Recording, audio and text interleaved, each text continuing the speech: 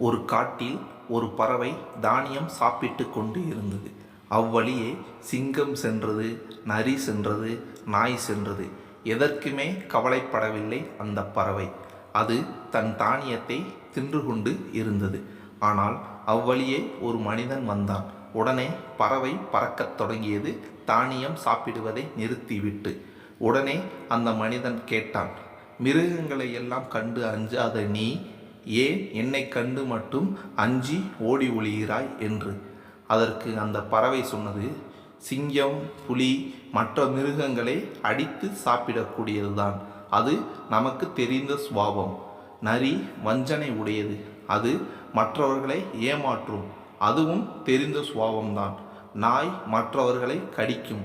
அதுவும் நமக்கு தெரிந்த சுபாவம்தான். ஆனால் இந்த மனிதன் இருக்கிறானே, அவன் எப்போது என்ன செய்வான் என்று அவனை பற்றி யாராலுமே ஒன்றுமே கூற முடியாது, கணிக்க முடியாது. எனவேதான் உன்னை கண்டு அஞ்சி பறக்கிறேன் என்றது.